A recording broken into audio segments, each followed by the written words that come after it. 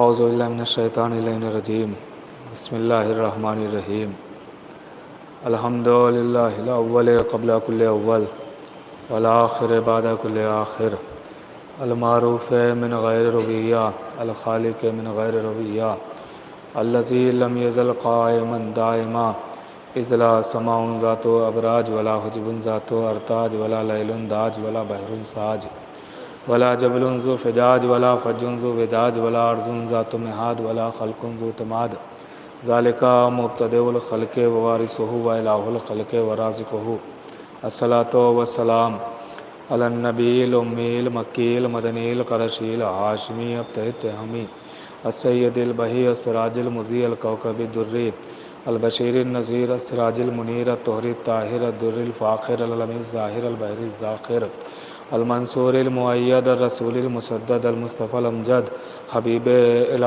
العالمین ابی الزہراء محمد وعلی سید المطہر والامام المظفر وشجاع الغضنفر ابی شبیر وشبر قاسم طوبہ وسخر الاشجع المتین الامام المبین الاشرف المکین نقطۃ دائرۃ المطالب اسد اللہ الغالب غالب کل غالب مطلوب لکل طالب امام المشارق والمغارب مولانا امیر المومنین علی بن ابی طالب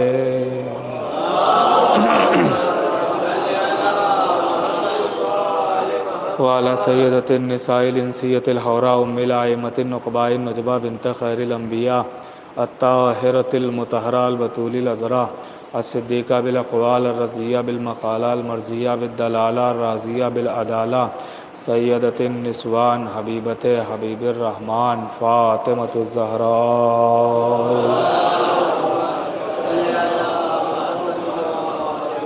ولعنۃ اللہ علی اعدائہم ومنکر فضائلہم ومصائبہم وجلالتہم وشجاعتہم وفضیلتہم وولایتہم وطہارتہم وعطشہم اجمعین من یومنا ھذا الی قیام یوم الدین اما بعد فقد قال اللہ سبحانہ تبارک و تعالی فی کتاب المجید والفرقان الحمید بسم اللہ الرحمن الرحیم قل ما سألتکم من اجر فہو لکم صلوات پڑھیں محمد وآلہ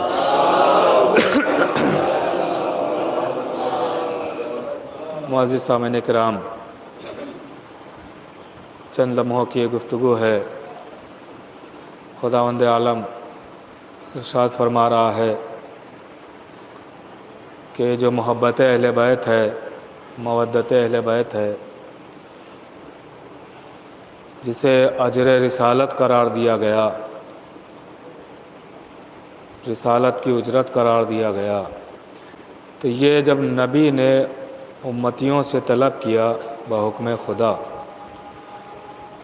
تو امت یہ سوچنے لگی، لوگ یہ سوچنے لگے کہ شاید اس سے کچھ نبی کا فائدہ ہوگا اور امام کا اور اللہ کا فائدہ ہے۔ تو اللہ نے یہ آیت نازل کی اور کہا کہ میرے حبیب لوگوں کو بتلا دیجئے کہ جو اجر رسالت اہل بیت کی مودت مانگی گئی ہے، اس سے نہ اللہ کا کوئی فائدہ ہے اور نہ نبی کا کوئی فائدہ ہے اور نہ امام کا کوئی فائدہ ہے، بلکہ جو اہل بیت کو چاہے گا، ان سے محبت کرے گا، اس کا فائدہ ہوگا، جو ان سے الفت رکھے گا اس کا فائدہ ہوگا۔ یعنی خلاصہ یہ ہوا کہ یہ جو اجرت مانگی گئی ہے، اس سے نہ مانگنے والے کا فائدہ، نہ منگوانے والے کا فائدہ، اور نہ جس کی محبت مانگی گئی اس کا فائدہ ہے، بلکہ ہم علی والوں کا فائدہ ہے۔ اور کتنا فائدہ ہے یہ تو آپ روزانہ دیکھتے ہیں، اتنا فائدہ ہے کہ جو آپ آزماتے رہتے ہیں، باہر نکلے، ہمارے ٹھوکر لگی، ہماری زبان سے نکلا یا علی، فوراً سنبھلے یا نہیں سنبھلے؟ کہا سنبھلے، تو کیسے سنبھلے؟ کہا یہ یا علی کہنے کا فائدہ ملا ہے۔ اس کا مطلب یہ ہے کہ صرف محبت کا فائدہ نہیں ہے، جو نام ان کا لے لیتا ہے اسے بھی فائدہ ملتا ہے، جو یا علی کہے اسے بھی فائدہ ملتا ہے، جو یا حسین کہے اسے بھی فائدہ ملتا ہے، جو یا عباس کہے اسے بھی فائدہ ملتا ہے۔ ہو سکتا ہے کسی کے ذہن میں آ رہا ہو کہ کہنے کا کیا فائدہ ہے، تو اگر کہنے کا کوئی فائدہ نہ ہوتا تو نماز میں صرف نیت ہوتی، تکبیر نہ ہوتی۔ بھائی تھوڑا اگر آپ ساتھ رہیں گے تو انشاءاللہ بات آسان ہو جائے گی اور بہت جلدی گفتگو تمام ہو جائے گی. طولانی گفتگو کرنا مقصود نہیں ہے لیکن آپ جڑے رہیں بس. اگر کہنے کا کوئی فائدہ نہ ہوتا تو نماز میں صرف نیت ہوتی، تکبیر نہ ہوتی. اور جب چوتھے امام سے پوچھا گیا مولا نماز کہاں سے شروع ہوتی ہے تو امام نے یہ نہیں کہا کہ نماز نیت سے شروع ہوتی ہے، آواز دی نماز شروع ہوتی ہے تکبیر سے. اس کا مطلب یہ ہے کہ جب تک آپ اللہ اکبر نہ کہیں گے آپ کی عبادت شروع نہیں ہے. تو جیسے بغیر اللہ اکبر کہے عبادت شروع نہیں ہے، ویسے ہی بغیر یا علی کہے محبت شروع نہیں ہے. غور کیجیے گا، جیسے عبادت کے آغاز کے لیے اللہ اکبر کہنا ضروری، ویسے ہی محبت کی شروعات کے لیے یا علی کہنا ضروری ہے.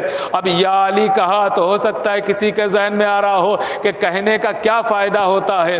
اگر کہنے کا کوئی فائدہ نہ ہوتا تو شاعر کبھی یہ مصرع نہ کہتا کہ ولی ہو گئے یا علی کہنے والے. ایک صلوات تو پڑھے محمد والے اور کریں یا علی اللہم صل. تھوڑا بولتے رہیے گا انشاءاللہ بات آسان ہو جائے گی. تو اس کا مطلب یہ ہے کہ محبت تو دور کی شے، جو ان کا نام لے لیتا ہے اسے بھی فائدہ ملتا ہے، جو یا علی کہے اسے بھی فائدہ ملے، جو یا حسین کہے اسے بھی فائدہ ملے. ارے کہنے کا اتنا فائدہ ہے کہ صاحب نہج الاسرار لکھتے ہیں کہ ایک یہودی اور مولا علی دونوں ساتھ ساتھ جا رہے ہیں، لیکن یہودی کو خبر نہیں ہے کہ میرے ساتھ چلنے والا کونین کا شہنشاہ ہے، دو جہان کا مالک ہے، اسے پتہ نہیں ہے. اگر اسے پتہ ہی چل جاتا تو یہودی یہودی کیوں رہ جاتا؟ غور کیجئے گا، اسے خبر نہیں ہے کہ میرے ساتھ چلنے والا کون ہے. دونوں باتیں کرتے ہوئے جا رہے ہیں لیکن مولا نے بھی اپنا تعارف نہیں کرایا کہ میں کون ہوں. غور کیجئے گا، اب چلتے چلتے دریا کے کنارے پہنچ گئے. اب وہ یہودی کبھی ادھر دیکھتا ہے کبھی ادھر دیکھتا ہے. مولا نے کہا کیا دیکھ رہا ہے؟ کہا میں دیکھ رہا ہوں کہ کوئی پل نظر آئے، کوئی کشتی دکھائی دے تاکہ دریا پار کیا جائے، ادھر سے ادھر پہنچا جائے. مولا نے کہا ہاں. غور کیجئے گا، کہنے کا فائدہ بتا رہا ہوں. مولا نے کہا ہاں، دریا پار کرنے کے لیے کشتی کی ضرورت ہے، پل کی ضرورت ہے. تو ایک مرتبہ وہ یہودی کہتا ہے اے بھائی مجھے نہ پل کی ضرورت ہے نہ کشتی کی ضرورت ہے. کہا کیوں؟ کہا میرے پاس تو ایک ایسا علم ہے کہ جس کے ذریعے میں دریا پار کر لوں گا. میں تو کشتی اور پل آپ کے لیے دیکھ رہا ہوں. غور نہیں کیا آپ نے؟ کشتی اور پل آپ کے لیے تلاش کر رہا ہوں. ارے اس کے لیے یہ پل تلاش کر رہا ہے جو خود پل صراط پار کروانے آیا ہے. اس کے لیے یہ کشتی ڈھونڈ رہا ہے جو خود کشتی نجات ہے. کہا میں کشتی اور پل آپ کے لیے دیکھ رہا ہوں. میرے پاس تو ایک ایسا علم ہے کہ جس کے ذریعے میں دریا پار کر لوں گا. بھائی دیکھیں یہودی کسے کہتے ہیں؟ بزرگ تو جانتے ہیں، بچوں کو بتا دوں، اس سے آسان زبان اور کوئی ہو ہی نہیں سکتی. یہودی کسے کہتے ہیں جانتے ہیں؟ یہودی انہیں کہتے ہیں جو موسیٰ پہ اٹک گئے عیسیٰ تک نہیں پہنچے. بھائی تھوڑا جاگتے رہیے گا. یہودی انہیں کہتے ہیں جو موسیٰ پہ اٹک گئے عیسیٰ تک نہیں پہنچے، اور عیسائی انہیں کہتے ہیں جو عیسیٰ پہ اٹک گئے محمد مصطفیٰ تک نہیں پہنچے، اور منافق اسے کہتے ہیں جو محمد پہ اٹک گیا علی مرتضیٰ تک نہیں پہنچا. ایک صلوات تو بڑے محمد عالم.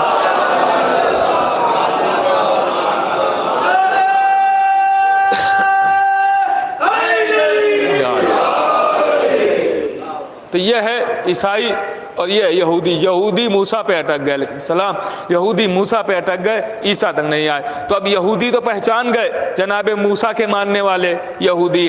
اب یاد رکھیے گا، وہ یہودی کہتا میں دریا پار کر لوں گا لیکن میں آپ کے لیے دیکھ رہا ہوں. تو مولا نے کہا میری فکر چھوڑ، خود اپنے علم کا استعمال کر دریا پار کر لے۔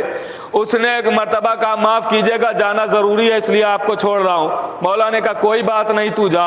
اس نے دریا کو دیکھا اور دریا کو دیکھ کے صاحب نہج الاسرار لکھ رہے ہیں، دریا کو دیکھ کے نہ جانے زبان سے کیا کہا کہ پانی نے اسے ویسا ہی راستہ دے دیا جیسے جناب موسیٰ کو دیا تھا۔ غور کیجیے گا، ویسا ہی راستہ دیا جیسے جناب موسیٰ کو دیا تھا۔ ادھر کا پانی ادھر ٹھہر گیا، ادھر کا پانی ادھر رک گیا، اب یہ ادھر پہنچ گیا اور ادھر سے ادھر دیکھ کے مولا کو مخاطب کر کے کہتا ہے اے بھائی کاش جو علم مجھے ہے، مولا سے کہہ رہا ہے کاش جو علم مجھے ہے وہ آپ کو بھی ہوتا تو آپ بھی میری طرح دریا پار کر لیتے۔ عالم سے نہیں کہہ رہا ہے، علم سے کہہ رہا ہے۔ بھائی آپ متوجہ نہیں ہیں، کسی عالم سے نہیں کہہ رہا ہے، علم سے کہہ رہا ہے کہ کاش جو علم مجھے ہے وہ آپ کو بھی ہوتا تو میری طرح آپ بھی دریا پار کر لیتے۔ مولا نے کہا ٹھہر جا، یہ کہہ کے مولا نے دریا میں راستہ نہیں بنایا، وہ تو موسیٰ کا کام تھا۔ بھائی تھوڑا جاگتے رہیے گا، وہ تو موسیٰ کا کام تھا تو پھر کیا ہوا؟ کہ مولا نے راستہ نہیں بنایا بلکہ اسی پانی پر چلنا شروع کیا، اسی پانی پر چلنا شروع کیا، اسی پانی پر چلنا شروع کیا۔ ارے بھائی مولا علی پہلا علی پانی پر چل رہا ہے، پہلا علی پانی پر چل رہا ہے۔ اب کوئی ہم سے نہ پوچھے کہ پردے والا علی آئے گا تو پانی پر مسلح کیسے بچھائے گا؟ غور کر رہے آپ، اسی علی کا لال تو ہے۔ اب علی پہنچ گئے، فائدہ کہنے کا بتا رہا ہوں، علی پہنچے اس یہودی کے پاس، وہ یہودی حیرت زدہ کہتا ہے بھائی آپ کے پاس کون سا علم ہے؟ مولا نے کہا پہلے تو بتا تیرے پاس کون سا علم ہے؟ وہ یہودی گھبرا کے کہتا ہے میرے پاس کوئی علم نہیں ہے۔ کہا پھر دریا نے راستہ کیسے دیا؟ آواز دی میں نے سنا ہے کہ اس زمانے میں ایک نبی ہے، اس نبی کا ایک وصی ہے جو حاجت روا ہے، مشکل کشا ہے۔ جب میں دریا کے پاس آیا مجھ پہ آن پڑی تھی مشکل، تو میں نے سوچا کیوں نہ پکارا جائے مشکل کشا کو۔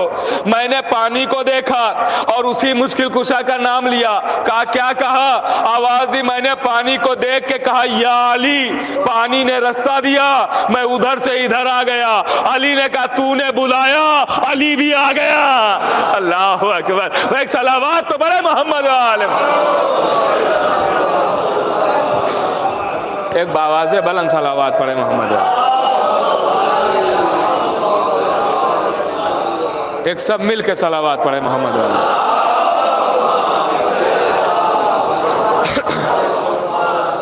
دیکھیے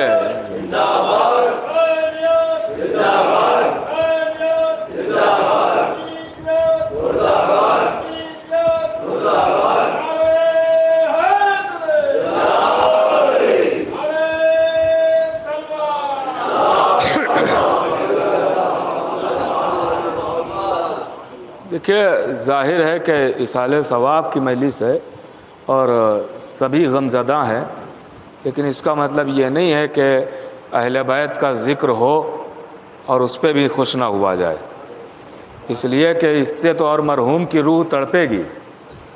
وہ تو اسی بات پہ خوش ہوں گے کہ ہاں اہل بیت کے ذکر سے آگے انہوں نے ہمیں نہیں سمجھا، اس لیے کہ ہم علی والوں کے نزدیک اہل بیت سے بڑھ کے کوئی نہیں ہے۔ تو آپ ان کے ذکر پر بولتے رہیں اور میرے ساتھ رہیں، تھوڑا تھوڑا غور کیجیے گا۔ دیکھیں یہ زبان ہر چیز کا ایک مقصد ہوتا ہے۔ اللہ نے بے مقصد کوئی چیز نہیں بنائی، ایک پیڑ بنایا، ایک ذرہ بنایا، ایک پہاڑ بنایا، دریا، آسمان، زمین، سب چیزیں بنائی ایک مقصد کے تحت بنائی ہیں۔ تو ویسے ہی انسان کے جسم، جو یہ جسم بنا ہے، یہ بھی ایک مقصد کے تحت ہے، یہ ایک مقصد کے تحت ہے۔ ایسا نہیں ہے کہ اللہ نے خوبصورت دکھنے کے لیے یہ پیشانی بنا دی ہے، اچھا دکھنے کے لیے رخسار بنا دیے ہیں، سونگھنے کے لیے یہ ناک بنا دی ہے، ایسا نہیں ہے، ایک مقصد ہے اس کے پیچھے۔ آپ دیکھیے مقصد کیا ہے، تو صاحبان کتب نے، علماء کرام نے لکھا ہے کہ روز محشر اللہ سوال کرے گا، بالکل متوجہ رہیے گا، اللہ سوال کرے گا کہ تم نے دنیا میں کیا کیا۔ یہ سوال ہوگا روز محشر، تم نے دنیا میں کیا کیا؟ تو ہر انسان چھپانے کی کوشش کرے گا کہ ہم نے کیا کیا کیا ہے وہ چھپا لیں، کتنے جھوٹ بولے ہیں وہ چھپا لیں، کتنی غیبتیں کی ہیں وہ چھپا لیں، ہمارے ہاتھوں نے کیا کیا گناہ کیے وہ چھپا لیں، پیروں نے کیا کیا گناہ کیے وہ چھپا لیں، آنکھوں نے کیا کیا گناہ کیے وہ چھپا لیں، کان نے کیا کیا گناہ کیے وہ چھپا لیں۔ ہر انسان اپنے گناہوں کو چھپانے کی کوشش کرے گا۔ جب اللہ سوال کرے گا کیا کیا، تو ہر انسان گناہ چھپانے کی کوشش کرے گا۔ دیکھتا ہوں کتنا متوجہ ہوئے ہیں آپ۔ لیکن تاریخ کہتی ہے، علماء نے لکھا ہے کہ جیسے ہی اللہ سوال کرے گا کہ تم نے کیا کیا، انسان چاہے گا کیے ہوئے گناہ چھپا لے، لیکن انسان کے اعضائے جسم بولنے لگیں گے۔ یہ کان بھی بولیں گے، آنکھیں بھی بولیں گی، وہاں زبان کی محتاجگی نہیں ہوگی، وہاں زبان خود بولے گی، کان خود بولیں گے، آنکھیں خود بولیں گی، ہاتھ خود بولیں گے، پیر خود بولیں گے اور بتائیں گے ہم نے کیا کیا کیا ہے، کیا کیا کیا ہے۔ اب پتہ نہیں آپ کتنا متوجہ ہوئے ہیں۔ اعضاء بتائیں گے، ہاتھ بتائیں گے کیا چھوا، پیر بتائیں گے کہاں گئے، آنکھیں بتائیں گی کیا دیکھا، کان بولیں گے کیا سنا، زبان بولے گی کیا بولا۔ غور کیجئے گا، یہ اعضائے بدن بولیں گے۔ کیا خوبصورت منظر ہوگا کہ جب اللہ سوال کرے گا ایک عزادار سے، اللہ اکبر، کیا خوبصورت منظر ہوگا کہ جب اللہ سوال کرے گا ان عزاداروں سے کہ تم نے کیا کیا، تو اب اعضائے بدن بولیں گے کہ ہم نے کیا کیا۔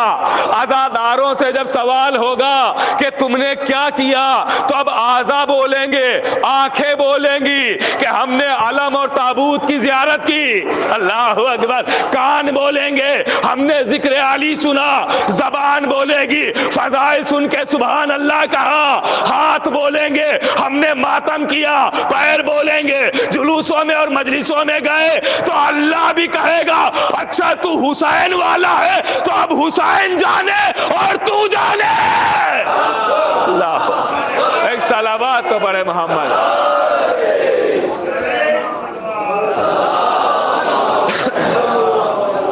یہ منظر ہے، یہ خطابت نہیں ہے خالی۔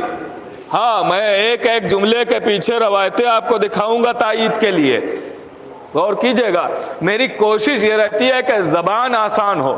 آسان زبان کا مطلب یہ نہیں ہوتا ہے کہ وہ چیز ہی آسان ہے، نہیں، وہ چیز بڑی مشکل ہے، زبان آسان ہے تاکہ ہر کوئی سمجھے۔ پڑھے لکھے تو سمجھ ہی جاتے ہیں، نہیں، سمجھانا تو ان کو ہے جو نہیں سمجھ پاتے ہیں، تو اس لیے میں نے زبان بڑی آسان استعمال کی ہے، غور کیجئے گا۔ تو اب یہ عزادار میدان محشر میں پہنچیں گے تو یہ بھی سوال ان سے بھی ہوگا، آپ سب سے سوال ہوگا۔ قرآن خود آواز دے رہا ہے کہ فرشتے قبر میں سوال کریں گے، اللہ حشر میں سوال کرے گا۔ فرشتے قبر میں سوال کریں گے، اللہ حشر میں سوال کرے گا۔ فرشتے پوچھیں گے یہ کیا کہ نہیں کیا، یہ کیا کہ نہیں کیا۔ جب یہ فرشتے قبر کا ایگزام جب پاس کر لیں گے تو ہم پہنچیں گے حشر میں۔ اب فائنل ایگزام اللہ لے گا، غور کیجئے گا، فائنل امتحان اللہ لے گا، اور امتحان کا پرچہ بڑا طویل نہیں ہوگا۔ ایسا نہیں ہے کہ اس میں سوال ہی سوال، نہیں، صرف اللہ ایک سوال کرے گا۔ قرآن ہے، قرآن گواہی دے رہا ہے، ایک سوال کرے گا۔ کیا آواز آئی وقفہم انہم مسئولون، انہیں روکو، یہ جو اہل محشر کھڑے ہیں انہیں روکو، انہیں ٹھہراؤ، مجھے ایک سوال ان سے کرنا ہے، ایک سوال پوچھنا ہے۔ اے پروردگار، تیرے فرشتے سب تو قبر میں پوچھ چکے ہیں، اب تو کیا پوچھے گا؟ آواز آئی سوال اہم ہے تو فرشتوں سے تھوڑی کرواؤں گا، میں خود وہ سوال کروں گا۔ سوال بہت اہم ہے تو وہ سوال فرشتے نہیں کریں گے، وہ سوال میں خود کروں گا۔ پروردگار کون سا سوال ہے؟ کہ ابھی دیکھ لینا۔ امام معصوم سے جب پوچھا گیا مولا اللہ کون سا سوال کرے گا، کس بارے میں پوچھے گا؟ آواز دی ہے ولایت علی ابن ابی طالب، اللہ جو سوال کرے گا وہ یہ پوچھے گا تو نے علی ولی اللہ کہا کہ نہیں کہا؟ اللہ اکبر، ایک صلوات تو بڑے محمد علیہ۔ اللہ ولایت کا سوال کرے گا۔ یہ تفسیریں ہیں، قرآن کی تفسیریں پڑھیں آپ۔ غور کر رہے ہیں؟ تو اللہ بھی سوال کرے گا۔ تو میں کہہ رہا تھا کہ کہنے کا کیا فائدہ ہے، یہ تو بات سے بات نکلی اور یہاں تک پہنچی، کہنے کا کیا فائدہ، یا علی کہا۔ اب آپ بتائیے، ہمارے ٹھوکر لگتی ہے تو ہم کیا کہتے ہیں؟ کیا کہتے ہیں؟ ارے یا علی کہنے میں تو دشمن بھی نہیں شرماتا ہے۔ ہاں، اس نے بھی 70 مرتبہ کہا اگر علی نہ ہوتے تو میں ہلاک ہو جاتا۔ آپ ایسا شرما رہے ہیں، یا علی کہنے میں شرمایا نہ کیجئے، یا علی تو ہماری پہچان ہے، یا علی تو ہماری جان ہے۔ کھل کے بتایا کیجئے کہ ہم شیعہ ہیں، اور ہم ہی تو ہیں جو اپنے آقا، اپنے سردار، اپنے مولا کا نام بھرے چوراہوں پر لے سکتے ہیں۔ کوئی فساد نہیں ہوگا، کوئی لڑائی جھگڑا نہیں ہے، بلکہ اور کوئی اگر اپنے رہبروں کا نام لے لے، اللہ اکبر، میں غور کر رہے ہیں آپ، ہم ہی تو لے سکتے، اچھا اور دوسرا کوئی کیوں نہیں لے سکتا؟ اس کی دوسری وجہ بھی ہے، دوسری وجہ بھی ہے۔ یہ وجہ ہے کہ ہم کھل کے بھرے چوراہے پر، بھرے مجمع میں اپنے مولا کا، اپنے آقا کا، اپنے سردار کا نام لے سکتے ہیں، کوئی اور نہیں لے سکتا۔ کیوں کہ لینے کو تو نام کوئی بھی لے لے، لیکن اگر کسی نے پوچھ لیا مجمع سے ذرا باپ کا نام بتاتے جانا، دادا کا نام بتاتے جانا، نانا کا نام بتاتے جانا، تو دنیا کیا بتائے گی؟ اگر ہم سے پوچھیں گے باپ کا نام تو ہم کہیں گے بیٹھو، پوچھا تو باپ ہی تک ہے، بتاؤں گا آدم تک۔ غور کر رہے ہیں؟ ہاں، تو ہم ہی تو نام لے سکتے ہیں، ہم ہی اپنے آقا کا نام۔ اور کبھی بھی نہ شرمایا کیجئے، میں نے کئی مجلسوں میں یہ بات عرض کی ہے کہ ہم سب کہلاتے ہیں شیعہ، ہمارے سامنے یہ جتنے افراد بیٹھے ہیں سب کہلاتے ہیں شیعہ۔ تو آپ نے کیا ایسا خصوصی کام کیا ہے جو شیعہ کہلا رہے ہیں؟ اتنا اہم عہدہ آپ کو کیوں ملا جب ابراہیم جیسوں کو بغیر مانگے نہیں مل رہا؟ بھئی تاریخ نظر میں ہے نا، ابراہیم جیسے نبیوں کو بغیر مانگے نہیں دیا جا رہا، وہ آپ کو بغیر مانگے دیا گیا، عرف عام میں ہی صحیح، مگر شیعہ کہلاتے ہیں نا۔ تو کیا ایسا خصوصی کام کیا ہے آپ نے؟ 4 آنکھیں ہیں، 10 ہاتھ پیر ہیں، 12 دل ہے، کیوں آپ کو شیعہ کہا گیا؟ اتنا عظیم عہدہ کیوں دیا گیا؟ آپ کی نمازوں کے سبب، روزوں کے سبب، حج کے سبب، قاری قرآن ہے اس لیے۔ غور کر رہے ہیں آپ؟ کہا اگر اسی سبب سے ہوتا تو پھر ہر نمازی شیعہ کہلاتا، ہر روزہ دار شیعہ کہلاتا، ہر حاجی شیعہ کہلاتا، ہر قاری شیعہ کہلاتا، مگر ہر نمازی نمازی ہے، شیعہ نہیں۔ ہر روزہ دار روزہ دار ہے، شیعہ نہیں۔ ہر حاجی حاجی ہے، شیعہ نہیں۔ ہر قاری قاری ہے، شیعہ نہیں۔ تو آپ کو شیعہ کیوں کہا جاتا ہے؟ تو اگر کبھی آزمانا ہو کہ آپ کو شیعہ کیوں کہا جاتا ہے تو بھرے چوراہے پر کھڑے ہو جائیے گا اور کہیے گا لا الہ الا اللہ، دنیا کہے گی مسلمان ہے۔ کہیے گا محمد رسول اللہ، دنیا کہے گی مسلمان ہے۔ کہیے گا علی ولی اللہ، دنیا کہے گی شیعہ ہے۔ اللہ غور کر رہے ہیں؟ تو ہمیں شیعہ کہا ہی گیا علی کے سبب۔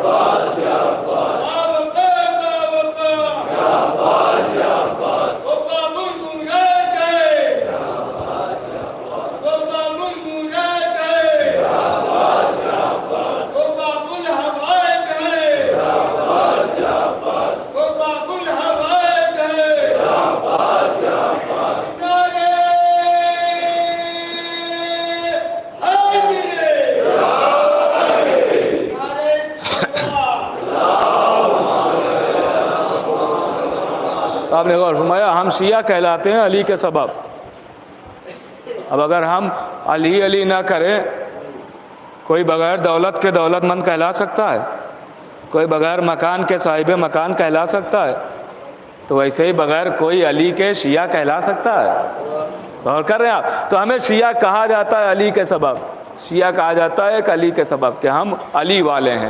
اچھا بات آئی ہے تو یہ بھی ایک جملہ سنتے چلیے کہ شیعہ کا معنی کیا ہے؟ بہت سارے معنی عربی میں ہوتے ہیں یہ بھی معنی، یہ بھی اطاعت گزار اور چاہنے والا، پیچھے چلنے والا، بہت سارے معنی. لیکن آپ کو ایک عیسائی کا لکھا ہوا معنی سناتا ہوں، اور بڑی معتبر ڈکشنری کا معنی ہے، اور عرب نے بھی لوہا مانا ہے، عربی ڈکشنری ہے، عربی لغت ہے، اس میں اس نے شیعہ کا معنی لکھا ہے، لکھی ہوئی عیسائی کی ہے لیکن کیا حقیقت لکھی ہے اس نے، غور کیجئے گا. اس نے شیعہ کا معنی لکھا، بریکٹ میں تو اس نے یہی لکھا علی والوں کو شیعہ کہتے ہیں. یہ معنی نہیں ہے، یہ تو زمانے کو، معاشرے کو دیکھ کے لکھا کہ یہ لوگ علی علی کرتے ہیں لہذا شیعہ. اس نے معنی کیا لکھا ہے سنیے گا، معنی کیا لکھا ہے؟ معنی لکھا ہے ایک مرد کے ماننے والے کو شیعہ کہتے ہیں. پتہ نہیں آپ پہنچے کہ نہیں پہنچے. ایک مرد کے ماننے والے کو شیعہ کہتے ہیں، عورت کا ماننے والا شیعہ نہیں، مرد کا ماننے والا شیعہ. اب مرد کون ہے؟ تو نبی نے فرمایا کل میں اسے علم دوں گا جو مرد ہوگا. غور کر رہے ہیں؟ تو یہ ہے شیعہ. تو میں عرض کر رہا تھا کہنے کا فائدہ. باہر نکلے ٹھوکر لگی، یہیں پہ تھا نا، کیا زبان سے نام نکلا؟ یا علی. میں بہت دلوں کے قریب آ کے بات کرنا چاہتا ہوں، اور سنیے گا جہاں بیٹھے ہیں وہیں تک میں لا رہا ہوں، بہت قریب آپ کے آ رہا ہوں. شیعوں کا خاصہ یہی ہے، شیعوں کا خاصہ یہی ہے. ٹھوکر لگی، باہر نکلے، ٹھوکر لگی زبان پہ، بغیر سوچے، سوچ کے نہیں، بے ساختہ، کہیں بھی دماغ ہو لیکن بے ساختہ زبان سے جو نام نکلتا ہے وہ یہی ہے، یا علی. اب آپ بتائیے جب ہم پہ کوئی بڑی مصیبت پڑتی ہے، بہت بڑی مصیبت، تو سب سے پہلے آپ کے تصور، ذہن، خیال، فکر میں کون آتا ہے؟ اللہ اکبر. میں دلوں کے قریب آ گیا. کون آتا ہے؟ بھائی یہی ہے، درگاہ ایریا پورا بولا جاتا ہے. نجف دور نہیں ہے، پیچھے جائیے نجف ہے، تھوڑی دور یہاں جائیے فاطمین ہے. غور کر رہے ہیں آپ؟ جنت البقیع، ائمہ وہاں بھی ہے موجود. اور تھوڑا آگے بڑھیے کاظمین ہے، تھوڑا اور آگے بڑھیے آقا حسین کا روضہ ہے. لیکن جو سب سے پہلے تصور آتا ہے وہ یہی آتا ہے کہ چلو درگاہ چلتے ہیں، ہے نا یہی؟ پرچم عباس کہاں ہے؟ مولا عباس کا علم کہاں ہے؟ مولا عباس کی بارگاہ میں چلتے ہیں. ہمارے گھر کی خواتین مناجات لے کے کھڑی ہو جاتی ہیں، عباس کٹے ہاتھوں کا اعجاز دکھا دو. ہوتا ہے نا یہی؟ ٹھوکر لگی، یا علی کہا، شاید بات پہنچ جائے دلوں تک. جب بڑی مصیبت آئی تو سب سے پہلے جو تصور میں آئے وہ مولا عباس آئے. کیا وجہ ہے؟ کیا سبب ہے؟ کیوں؟ چھوٹی مصیبت میں باپ کو پکارا، بڑی مصیبت میں بیٹے کو بلایا. وجہ کیا ہے؟ سبب کیا ہے؟ اب بہت غور سے سنیے گا، پلکے نہ جھپکے، عجیب منظر ہے اور بہت ہی عظیم مرحلے پر لے آیا ہوں آپ کو. غور کی جگہ بالکل متوجہ رہیے گا. چھوٹی مصیبت یا علی، بڑی مصیبت یا عباس. کیا سبب ہے؟ معصوم فرماتے ہیں اپنے بچوں کا نام اچھا رکھو، جو سمجھ میں آئے وہ نہ نام رکھنا. اس لیے ناموں کا اثر ہوتا ہے. اچھا نام رکھنا جو بھی ہے وہ آپ ڈھونڈ کے تلاش کر کے اچھے اچھے نام رکھو، جو سمجھ میں آئے وہ نام نہ رکھنا. ہر باپ کا فریضہ ہے کہ نام اچھا رکھے. جیسے ماں کا فریضہ ہے کہ تربیت اچھی کرے، ویسے ہی باپ کا فریضہ ہے کہ نام اچھا رکھے. یہ معصوم کا حکم ہے، نام اچھا رکھے. وہ پھر بات کی بات ہے کہ حرکتیں دیکھ کے محلے والے خود رکھ لیں گے، لیکن باپ کا فریضہ ہے کہ اچھا نام رکھے، اچھا نام رکھے. ہر باپ کا فریضہ ہے. غور کر رہے ہیں؟ تو جو معصوم ہم سے کہہ رہے ہیں کہ اپنے بچوں کا نام اچھا رکھنا، کیا وہ معصوم اپنے بچوں کا نام اچھا نہ رکھیں گے؟ کا بے شک اچھا رکھیں گے. تو بھائی ہمارے پاس بھی لوگ آتے ہیں نام رکھوانے کے لیے، مولانا صاحب بیٹی ہوئی ہے، بیٹا ہوا، نام رکھ دیجئے. ہم نے 2-4 کتابیں اٹھائی، ڈکشنری اٹھائی، اور جو ہماری نظر میں سب سے اچھا نام ہوا وہ بتا دیا. اس کا مطلب، یہ جڑے رہیے گا، بہت خاص منزل تک لا رہا ہوں. اس کا مطلب نام کا تعلق بھی نظروں سے ہے. جہاں تک جس کی نظر ہوتی ہے ویسے وہ تلاش کر کے نام دے دیتا ہے. تو اب علی نے دعا مانگی کہ پروردگار مجھے ایک بیٹا دے جو کربلا میں حسین کے کام آئے. مولا عباس ملے، نام رکھا علی نے. نام کا تعلق ہے نظروں سے. جہاں تک جس کی نظر ہوتی ہے ویسا چن کے وہ نام رکھتا ہے۔ تو پہلے تو علی کی نظروں کا کوئی اندازہ لگائے۔ اللہ اکبر۔ بھائی آپ بارگاہ میں بیٹھے ہوئے ہیں اور سب سے زیادہ لگاؤ ہے مولا عباس سے، غور کیجئے گا۔ تو نظروں کا تعلق اور نظر کا اندازہ کوئی لگا نہیں سکتا۔ نظریں ایسی ہیں علی کی کہ جبریل انسانی لباس میں مولا کے سامنے آئے اور کہا یا علی اس وقت جبریل کہاں ہے؟ مولا نے آسمان دیکھا، زمین دیکھی، کہا تو ہی جبریل ہے۔ کہا یا علی کیسے پہچانا؟ کہا میں نے آسمان دیکھا، وہاں بھی جبریل نہ تھا، میں نے پوری زمین دیکھی، وہاں بھی جبریل نہیں، اب بچا تو ہی جبریل ہے۔ اور کر رہے ہیں تو یہ تو ہے علی کی نظروں کا اندازہ لگائیے، یہ تو ہے علی کی نظر کہ ایک لمحے میں آسمان بھی دیکھ لیا، زمین بھی۔ اب علی نے پوری کائنات پر نظریں دوڑائی اور نظریں دوڑانے کے بعد 4 حرف چنے، عین، بے، الف، سین۔ عباس میں یہی 4 حرف ہے نا، عین، بے، الف، سین، یہ 4 حرف چنے اور نام رکھا عباس۔ سنیے گا، بات یاد ہے نا؟ ٹھوکر لگی یا علی، بڑی مصیبت آئی یا عباس، شاید کہیں جواب کے کام آ جائے، سنیں خاص طور سے۔ اب لیجئے نام رکھ دیا عباس، تو ظاہر ہے حرف علی نے چنے ہیں، تو ایسی ویسی جگہ سے تو حرف چنے نہیں ہوں گے، جہاں سے حرف لیے ہوں گے وہ لفظ بھی تو اچھے ہونا چاہیے۔ کہا تو سب سے اچھے لفظ کون سے ہیں؟ کہا سب سے اچھے لفظ تو وہی ہیں جو اللہ نے استعمال کیے۔ کہا اللہ نے کون سے لفظ استعمال کیے؟ کہا اللہ نے سب سے پہلے لفظوں کی شکل میں پنجتن کے نام رکھے ہیں، اور کر رہے ہیں پنجتن کے نام رکھے، تو شاید علی نے پنجتن کے ناموں سے ہی عباس کے حرفوں کو چن کے نام رکھ دیا ہو۔ کہا کیسے؟ کہا شاید علی نے اپنے نام علی سے عین کو لے لیا ہو، بطول سے بے کو لے لیا ہو، احمد سے الف کو لے لیا ہو، سبتین سے سین کو لے لیا ہو۔ بھائی پتہ نہیں آپ متوجہ ہے کہ نہیں؟ خاص منزل ہے بھائی۔ شاید علی نے اپنے نام علی سے عین لی ہو، بطول سے بے کو لیا ہو، احمد سے الف کو لیا ہو، سبتین سے سین کو لیا ہو، اور نام عباس رکھا ہو۔ غور کیجئے گا، نام عباس، پنجتن کے ناموں سے یہ حرف چن کے نام عباس رکھ کے دنیا کو پیغام دیا ہو کہ اگر کوئی ایک لفظ میں پنجتن کو پکارنا چاہتا ہے تو یا عباس کا ہے۔ اللہ اب سمجھے؟ ٹھوکر لگی یا علی، بڑی مصیبت یا عباس۔ کیوں؟ کیونکہ اکیلے عباس کو نہیں بلایا، ایک ساتھ میں نے پنجتن کو پکار لیا۔ اور کر رہے آپ ایک ساتھ پنجتن۔ ہو سکتا ہے کسی کے ذہن میں آ رہا ہو کہ ایک لفظ میں اسماء پنجتن کیسے سمٹ گئے، 5 نام کیسے آ گئے؟ تو ایک لفظ میں 5 نام آنا سمجھ میں نہیں آتا، اور ایک نقطے میں پورا قرآن آنا سمجھ میں آتا ہے۔ ایک صلوات تو بڑے محمد عالم۔ بس آخری مرحلہ ہے، غور کیجئے گا۔ تو مولا عباس کی بارگاہ میں چونکہ بیٹھے ہوئے ہیں تو میں نے آپ کی خدمت میں عرض کیا، غازی عباس سب سے زیادہ اگر کسی کو لگاؤ ہے، سب سے زیادہ انسان تڑپ کے آتا ہے نا، یہاں تڑپ کے آتا ہے۔ غازی عباس شجاعت بڑی مشہور ہے میرے آقا کی، دلیری بڑی مشہور، ایسی شجاعت ہے کہ جناب اونا محمد کو جنگ سکھا رہے ہیں، ایک تالاب کے کنارے کھڑے ہوئے، صبح کا وقت ہے۔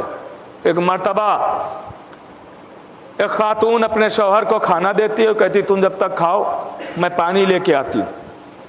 اس کا شوہر بڑا شجاع تھا، دلیر تھا، بہادر تھا، جنگوں میں اکثر دعوت دے کے بلایا جاتا تھا کہ اتنا انعام ملے گا، میری طرف سے آ کے لڑو، آ کے جنگ کرو۔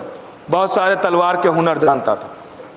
وہ کھانا کھانے میں مشغول، بیوی آ گئی پانی بھرنے کے لیے، دیکھا جنگ سکھائی جا رہی، دیکھنے لگی، دیر ہو گئی۔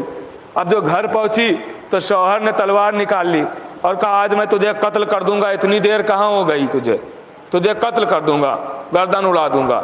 چونکہ شوہر تھا جنگجو، تلوار کے بہت سارے ہنر جانتا تھا، جیسے اس نے تلوار نکالی، اس کی زوجہ نے دوسری تلوار اٹھا لی۔ اب شوہر چونکہ جنگجو تھا، وہ جانتا تھا تلوار کے ہنر، اس نے ادھر سے وار کیا، زوجہ نے رد کر دیا، اس نے ادھر سے وار کیا، زوجہ نے رد کر دیا، اس نے ادھر سے وار کیا، زوجہ نے رد کر دیا، سامنے سے آ کے وار کیا، زوجہ نے رد کر دیا۔ شوہر کو جتنے تلوار کے ہنر آتے تھے سب آزمائے، زوجہ نے سارے ہنر رد کر دیے، تو آخر وہ تلوار پھینک کے کہتا ہے یہ بتا تو نے جنگ کس سے سیکھی ہے؟ اللہ اکبر، تو نے جنگ کس سے سیکھی ہے؟ آواز دی، ارے میں نے سیکھی نہیں ہے، میں نے تو صرف دیکھی ہے۔ یہ ہے مولا عباس کی شجاعت کہ انہوں محمد کو جنگ سکھا رہے تھے، دیکھ کے اتنے ہنر آ گئے اسے۔ جناب قاسم سے کہتے ہیں بیٹا قاسم، جب تمہارے سامنے کوئی ایسا پہلوان آئے جس کا قد بڑا طویل ہو، ہائٹ زیادہ ہو، تو ایسے حملہ نہ کرنا۔ کہا پھر؟ کہا گھوڑے کو تھوڑا پیچھے لینا اور پیچھے لے کے اچانک دوڑانا، اچانک گھوڑا دوڑ رہا ہے تیزی کے ساتھ، دوڑتے ہوئے گھوڑے کی لجام کو کھینچ لینا، جیسے ہی تم دوڑتے ہوئے گھوڑے کی لجام کھینچو گے گھوڑا اچھل جائے گا، جب اچھلے تو اسی اچھلنے میں وار کر دینا، دشمن دو ٹکڑے ہو جائے گا۔ اور کر رہے آپ، یہ ہے شجاعت عباس غازی، یہ ہے عباس غازی کی شجاعت۔ ہنر سکھائے جا رہے ہیں، تلوار سکھائی جا رہی، یہ باب الحوائج ہے، باب المراد ہے، یہاں سے جو مانگا جاتا ہے وہ ملتا ہے، اور کیوں نہ ہو، کیونکہ علی مانگ رہا ہے۔ عباس اس دعا کا نام ہے کہ جس نے کبھی کچھ نہیں مانگا وہ مانگ رہا ہے۔ اللہ نے اتنی بڑی سلطنت حکومت دی ہے، مگر علی نے مانگی تھوڑی ہے، اللہ نے خود دی ہے۔ مگر عباس اس سلطنت کا نام ہے کہ علی جیسے سلطان کو مانگنا پڑا۔ غور کر رہے ہیں، علی جیسے سلطان کو مانگنا پڑا، ایسے سلطان کا نام ہے علی۔ ایسی شجاعت، بس آخری بات ہے اور رفت مصاب گفتگو تمام، ایسی شجاعت، ایسی دلیری میرے مولا کی کہ امام حسین کربلا کے میدان میں، ابھی مصائب نہیں ہے، جملہ سنا رہا ہوں، کہتے ہیں بھیا ذرا مہلت کی کچھ بات کر لو پسر ساس سے۔ میں اپنی زبان سے کبھی یہ نہیں کہتا مہلت لینے کی بات، مہلت شجاع مہلت لیتے نہیں ہیں، مہلت دیتے ہیں۔ تو آپ کہیں گے چلیے ٹھیک ہے مہلت دینے ہی کی بات، مگر کیوں بات کی مہلت دینے کی؟ تو مہلت دینے کی بات اس لیے کی کہ ابھی ایک ادھر کا ادھر ہے، ابھی ہر آیا نہیں ہے، ہاں کجاؤ کر لو۔ اب جب چلا علی کا شیر تو آگے آگے علی کا شیر، آدھی رات گزر چکی ہے، آگے آگے علی کا شیر، پیچھے پیچھے حبیب و زہیر آئے، 9 لاکھ کے سامنے کھڑے ہوئے۔ یہ مائک ہٹا دیجئے، شاید وہاں تک آواز پہنچنا مشکل ہو جائے۔ اب حکومت مولا عباس سنیے گا، 9 لاکھ ہے، پسر سعد بیچ لشکر میں بیٹھا ہے۔ اب 9 لاکھ کا آدھا کیجئے تو 4.5 لاکھ ہوئے نا، درمیان میں کم سے کم 4.5 لاکھ، بیچ میں پسر سعد، مولا عباس رہوار پہ ہے۔ ایک مرتبہ آن کے، آدھی رات گزر چکی ہے، آن کے آواز دیتے کہاں ہے پسر سعد؟ ہوا نے امانت میں خیانت نہ کرتے ہوئے اس آواز کو پسر سعد کے کانوں تک پہنچا دیا۔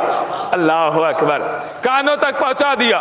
لیجئے ایک مرتبہ جیسے ہی پسر سعد نے سنا، تھرانے لگا، کانپنے لگا، لرزنے لگا، ہاتھوں میں تھرتھراہٹ، پیروں میں کپکپاہٹ، ہونٹوں میں زلزلہ، زبان میں لرزہ، کانپ رہا ہے کہ یہ آواز تو جانی پہچانی لگ رہی ہے، کہاں علی کا شیر بلا رہا ہے کہ اگر نہ جائیں تو قسم مارے جائیں گے، کہ جانا تو پڑے گا۔ لیجئے ساری باتوں کو چھوڑ رہا ہوں، ایک جملہ سنا کے بات تمام کر رہا ہوں۔ لیجئے آیا پسر سعد، مولا کے سامنے کھڑا ہوا، آواز دی، کیوں زحمت فرمائی؟ کہ کچھ مہلت کی بات کرنا ہے۔ وہ کہتا ہے جی منظور ہے، جی منظور ہے۔ میرا مولا آواز دیتا ہے اس کے علاوہ تیرے پاس کوئی راستہ ہی نہیں ہے، کیونکہ اس وقت میرے مولا نے مجھے پورا اختیار دے کے بھیجا ہے۔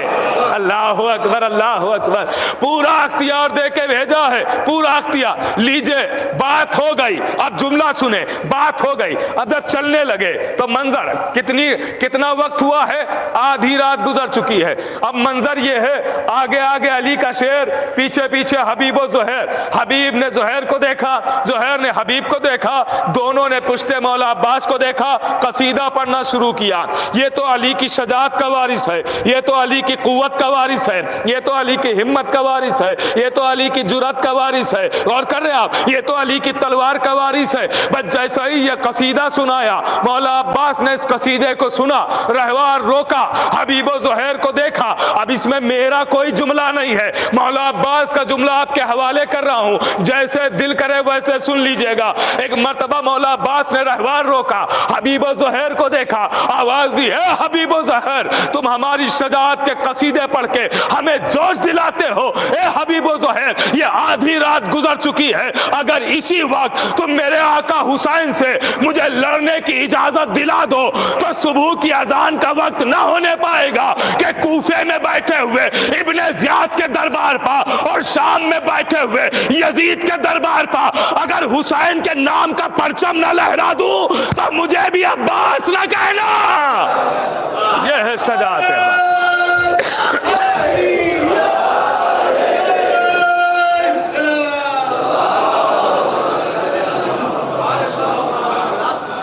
یہ ہے عباس کی شجاعت، یہ ہے عباس کی دلیری. ایسے شجاع کا نام ہے عباس، ایسے دلائر کا نام ہے عباس. عزیزو، یہاں جو مانگا جاتا ہے وہ ملتا ہے. چونکہ ایک مرحوم کے سال ثواب کی مجلس ہے، وہ بھی ایک جوان کی مجلس ہے. دیکھیے، ایک ہر شے کا ایک وقت ہوتا ہے، اور وہ وقت سے پہلے اگر ہو جائے تو پھر انسان کا دل برداشت نہیں کر پاتا. مثلا 70 برس کا کوئی ہے، 80 برس کا کوئی ہے، تو انسان کا دل اب قوی ہو جاتا ہے کہ ہاں یہ انسان موت کی طرف بڑھ رہا ہے، موت کی طرف بڑھ رہا ہے، ایک نہ ایک دن مرنا سبھی کو ہے. تو انسان ایک ذہنی طور پہ آمادہ رہتا ہے کہ ہاں اتنی ایج ہو چکی ہے، اتنی عمر ہو چکی ہے. لیکن ایک کوئی جب جوان جاتا ہے تو انسان کا دل تڑپ جاتا ہے کہ ابھی عمر کیا تھی، ابھی ایج کیا تھی. میرے عزیزو، اور پھر جب کوئی ایسا جوان اس دنیا سے چلا جاتا ہے کہ جس کے چھوٹے چھوٹے بچے بھی ہوں تو پھر انسان کا دل اور زیادہ صدمے میں چلا جاتا ہے اور زیادہ غمناک ہو جاتا ہے. میرے عزیزو، سمیر صاحب خدا درجات کو بلند فرمائے، ان کے لواحقین کو، اہل خانہ کو، بچوں کو صبر جمیل عنایت فرمائے. میرے عزیزو، یہ اگر سوچے تو بہت بڑی بات ہے کہ کسی جوان کا جانا کیا گزرتی ہے دل پہ، خصوصاً گھر والوں پہ. اگر بچے ہیں تو بچوں پا، بھائی ہیں تو بھائی پا. ہمارے باقر بھائی یہاں بیٹھے ہوئے ہیں، ان کے بھائی بھی جوان تھے جو گزر گئے. ان سے کوئی پوچھے کہ بھائی کا گزر جانا کیا ہوتا ہے. بھائی کا گزر جانا یہ ہوتا ہے کہ امام حسین خود کہہ رہے ہیں، عباس تمہارے مرنے سے میری کمر ٹوٹ گئی. یہ ہے بھائی کا گزر جانا. عزیزو، آپ ذرا سوچیں، بچوں کے لیے باپ کا گزر جانا کتنا افسوسناک ہوتا ہے، کتنا افسوس. بھلے ہی چلیے سمیر صاحب تو جوان تھے، اگر کسی کا بوڑھا باپ جو بستر پہ لیٹا رہتا ہو وہ گزر جاتا ہے تو کتنا افسوسناک ہوتا ہے. اس لیے کہ میرے عزیزو، یہ بڑا حساس جملہ ہے. آپ سب سوچئے گا، جا کے سب سوچئے گا بستروں پہ لیٹ کے کہ بچوں کے لیے باپ کا گزر جانا کتنا افسوسناک ہوتا ہے. یہ محسوس کب ہوتا ہے؟ مثلا کوئی ایک ہے جو جوان ہو گیا، شادی ہو گئی، اس کے بھی بچے ہو گئے، لیکن ابھی اس کا باپ ہے، تو وہ ہمیشہ یہی محسوس کرتا ہے کہ میں ابھی چھوٹا ہوں. میں بہت احساس دلا کے مصائب پڑھنے کا عادی ہوں. کبھی بھی آزمائیے گا، اگر ہمارے گھر میں ہمارا باپ ہے، بستر پہ ہی لیٹا ہو چاہے، باپ ہے، تو مثلا شادی ہو گئی، بچے ہو گئے، خود باپ بن گیا، لیکن وہ ہمیشہ یہی محسوس کرتا ہے کہ ابھی میں چھوٹا ہوں. کیوں؟ کہ اس لیے کہ ابھی گھر کے کسی نہ کسی کونے سے آواز تو آ جاتی ہے، بیٹا یہ جو بیٹا کی آواز آتی ہے نا، یہ ایسا لگتا ہے کہ ابھی ہم چھوٹے ہیں۔ اس دن ہر بیٹا اپنے کو بوڑھا سمجھنے لگتا ہے جس دن اس کا باپ گزر جاتا ہے۔ اس کو محسوس کیجئے گا، اس جملے کو۔ میرے عزیزوں، بہت ہی افسوسناک یہ موت ہے، مگر اب اس کے علاوہ اور کیا راستہ ہے کہ صرف اور صرف انہیں ایصال ثواب کیا جائے، زیادہ سے زیادہ مجلسیں ہوں، زیادہ سے زیادہ عبادتیں ہوں اور ان کو ایصال کر دیا جائے، بچوں کا خیال رکھا جائے۔ ہر ایک پر لازم ہو جاتا ہے، خصوصاً اہل خاندان پہ یہ لازم ہو جاتا ہے کہ اگر کوئی ایسا ہے تو اس کے بچوں کو خیال رکھے۔ میرے عزیزوں، تصور کریں تو کلیجہ پھٹ جاتا ہے۔ اتنے لوگ آ گئے، کیوں آئے ہیں؟ کیا آپ کو کوئی کام نہیں تھا یا گھر میں سکون نہیں تھا؟ تک کام بھی بہت سارے تھے، سکون بھی گھر ہی میں انسان کو ملتا، تو آئے کیوں؟ کہ اس لیے آئے ہیں تاکہ سمیر صاحب کے گھر والوں کو یہ نہ لگے کہ ہم غم میں اکیلے ہیں۔ یہ سب یہ احساس دلانے آئے کہ ہم سب آپ کے ساتھ ہیں۔ دستور زمانہ یہی ہے کہ جب کسی کے یہاں سے کوئی چلا جاتا ہے تو لوگ اس کے گھر آتے ہیں پرسہ دینے کے لیے، مگر ہائے آل محمد، ہائے اہل بیت رسول۔ ابھی ابھی سکینہ کا بابا گزرا، سکینہ کے بابا کے گلے پر خنجر چلا، مگر کوئی سکینہ کو پرسہ دینے نہیں آیا، کوئی سید سجاد کو پرسہ دینے نہیں آیا، بلکہ ایک صدا آتی ہے، خیمے جلا دو، گوشوارے چھین لو، چادریں لوٹ لو، لاشوں کو پامال کر دو۔ اللہ اکبر، اجرکم الی الزہرا۔ ہاں عزادارو، ذرا تصور کرے، کلیجہ پھٹ جاتا ہے۔ میں کس کے مصائب پڑھوں میرے عزیزو؟ اس لیے کہ اہل بیت رسالت پر اتنی مصیبتیں گزری ہیں کہ آپ برداشت نہیں کر سکتے ہیں۔ عزیزو، چونکہ ایک جوان کے ایصال ثواب کی مجلس ہے، بس 2 جملے یہی سن لیں اور مجلس تمام ہو رہی ہے۔ تاریخ کہتی ہے کہ ایک باپ کے سامنے ایک جوان آتا ہے اور آن کے آواز دیتا ہے، کہتا ہے کہ بابا مجھے بھی مرنے کی اجازت دیجئے، مجھے بھی مرنے کی اجازت دیجئے۔ میں ساری باتوں کو چھوڑ رہا ہوں، تفصیل نہیں عرض کروں گا، بس 2 سے 3 منٹ کے اندر بات تمام کر دوں گا۔ عزیزو، تاریخ کہتی ہے کہ جناب علی اکبر کو اجازت ملی، آئے میدان جہاد میں، عظیم جہاد کیا۔ حسین نے دعا کے لیے کہا، لیجئے علی اکبر دوبارہ واپس آئے۔ اب جب دوبارہ میدان کے لیے چلنے لگے تو منظر عجب ہے، حسین نے بازو کو پکڑا اور کچھ دور تک ساتھ ساتھ چلے۔ آواز دی میرے لال، جب تک آمنا سامنا رہے اس ضعیف باپ کو مڑ مڑ کے دیکھتے رہنا۔ لیجئے تاریخ کہتی ہے کہ ایک مرتبہ علی اکبر چلے تھے چند قدم کہ کیا سنا، کانوں میں آواز آئی کہ کوئی پیچھے سے چلا آ رہا ہے۔ اب جو دیکھا تو ضعیف باپ کمر کو تھامے ہوئے آ رہا ہے۔ علی اکبر زین سے زمین پہ آئے، آواز دی بابا آپ تو مجھے رخصت کر چکے ہیں، اب کیوں آ رہے ہیں؟ آواز دی بیٹا کیا بتاؤں، یہ حسین نہیں آ رہا ہے، یہ تیری محبت کھینچے لیے آ رہی ہے۔ اللہ اکبر۔ تاریخ کہتی ہے بس ایک مرتبہ حسین نے بیٹے کو سینے سے لگایا، جاؤ میرے لال، جاؤ میرے شہزادے، خدا حافظ۔ تاریخ کہتی علی اکبر چلے، میدان جہاد میں آئے، عظیم جہاد کیا۔ ایک ظالم جو چھپا ہوا تھا، مجھے تفصیل نہیں عرض کرنا ہے، ایک ظالم جو چھپا ہوا تھا اس نے ایک ایسا نیزہ مارا کہ علی اکبر گھوڑے پر سنبھل نہ سکے، زین سے زمین کی طرف آئے۔ عزادارو، تاریخ کہتی ہے حسین نے جیسے ہی علی اکبر کی آواز سنی چلے، لیکن آنکھوں میں اندھیرا چھا چکا ہے، آنکھوں میں اندھیرا چھا چکا ہے۔ عزادارو، تاریخ کہتی ہے کہ مقام علی اکبر تک حسین پہنچنے میں 72 جگہ گرے ہیں، حسین 72 جگہ گرے ہیں۔ 71 جگہ تو حسین گرے اور اٹھے، لیکن جب 72ویں مرتبہ گرے تو پھر اٹھ نہ سکے، ایسے چلے جیسے کوئی چھوٹا بچہ اپنی ماں کی طرف گھٹنیوں کے بل چلتا ہے، آواز دیتے ہوئے چلے میرے لال اکبر کدھر ہو، میرے لال علی اکبر کہاں ہو؟ آواز کے سرانے پہنچ گئے۔ لیجئے ایک مرتبہ زانو پہ سر رکھا، آواز دی، بس آخری جملہ سنے، مجلس تمام ہو گئی۔ زانو پہ سر رکھا، میرے لال کوئی تمنا ہے؟ آواز دی ہاں بابا ایک تمنا ہے۔ کہا کیا میرے لال؟ آواز دی بابا چاہتا ہوں آخری بار بہن صغرا کو دیکھ لوں، بہن صغرا کا دیدار کر لوں۔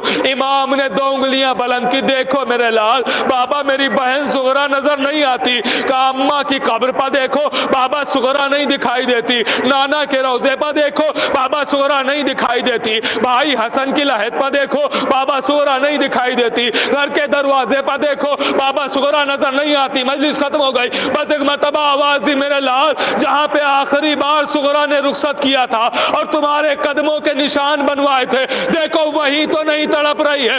آواز دی بابا وہاں میری بہن صغرا نہیں ہے، لیکن عجب منظر دیکھ رہا ہوں۔ میرے لال کیا دیکھ رہے ہو؟ آواز دی بابا میں دیکھ رہا ہوں کہ میرے قدموں کے نشان پا کوئی ضعیفہ اپنا رخسار رکھے زہروں قطار رو رہی ہے۔ آواز دی میرے لال وہ ضعیفہ کوئی اور نہیں، تمہاری بہن صغرا جو تمہارے انتظار میں بوڑھی ہو۔